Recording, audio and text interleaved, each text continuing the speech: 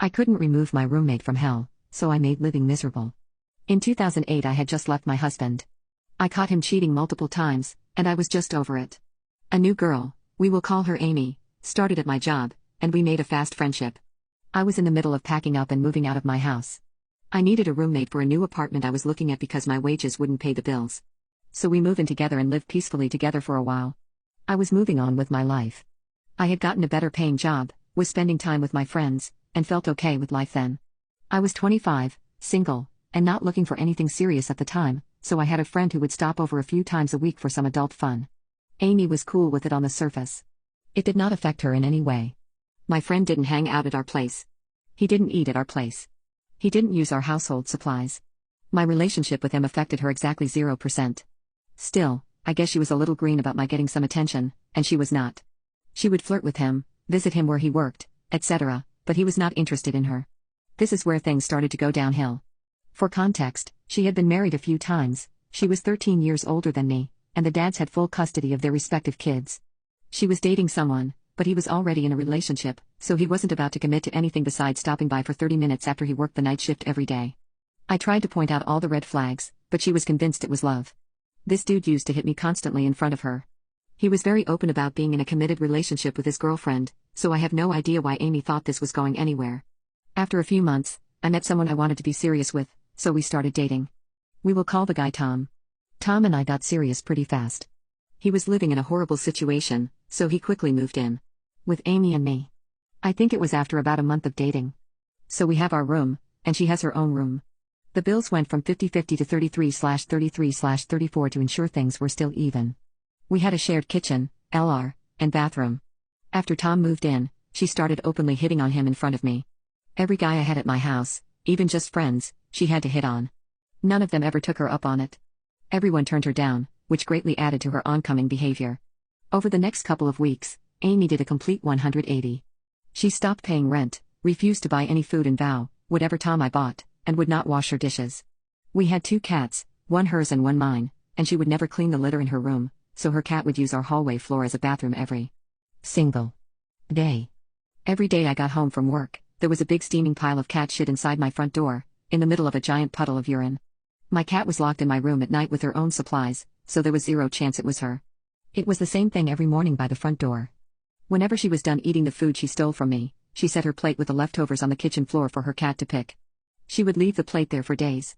To the point that if I didn't pick them up, there would be multiple plates on the floor with food in various stages of decay.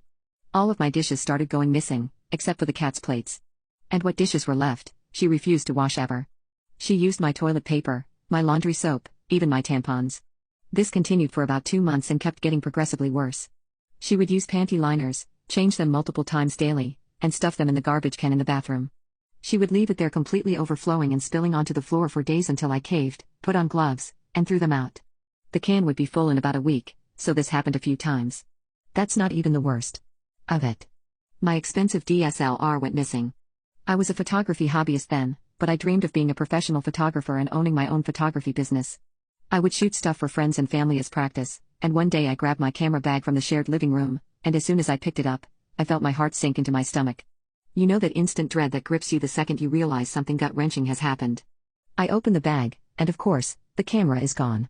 That was an expensive camera for that time of my life, and it was a gift from my parents, so I was truly devastated.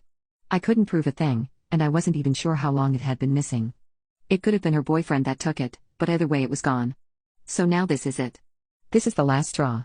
I need this beach out. I went from nice girl to effing psycho in about 30 seconds.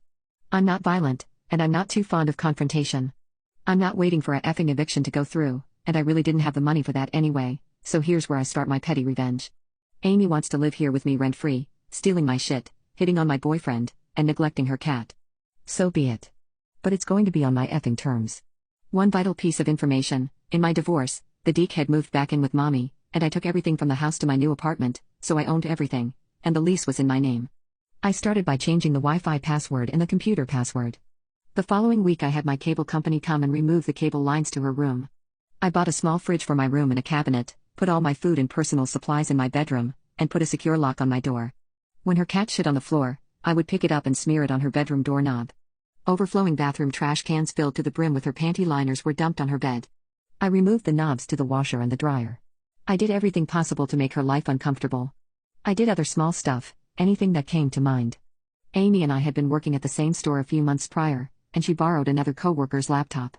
She got fired, but she never gave the laptop back, and the coworker was trying to get it back from her. Amy ghosted her, of course, so while she was out one day, I went in and took the laptop and gave it back to its rightful owner. Amy called the cops on me and said I stole her computer, but I explained what happened.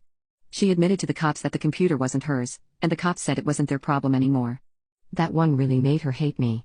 She wasn't working then, so it's not like she had money to do anything or buy anything. She was literally existing in a room in my apartment. She would disappear during the day, but I had no idea where she was going. She moved out after about 6 weeks. I didn't even know she had left when she moved out of my apartment. I just noticed she wasn't coming or going for about a week. So Tom and I cleaned out her room. She left clothes, broken furniture, a cardboard dresser, and 5 39-gallon garbage bags of trash we collected from the mass piles of panty liners, rotting food, and ordinary trash we found in the room. It's a miracle we didn't have roaches. I found all my missing dishes, silverware, and cups all covered in food and grossness. I just threw it all away. I wish I still had the photos, though.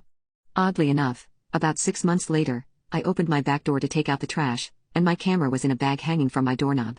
I know Amy definitely didn't return it. For about 2 years after, every time I would find out that Amy was living with someone new, I would message them and send them the photos of her room. Papers in the trash that had her name on them. And I would tell them the whole story. One time it caused the people she was living with to throw her shit out on the porch. She had just moved in, and they had small kids, and they didn't want to risk it with her. I stopped after that. She knew I was telling them too, so I figured I had sufficiently made my point.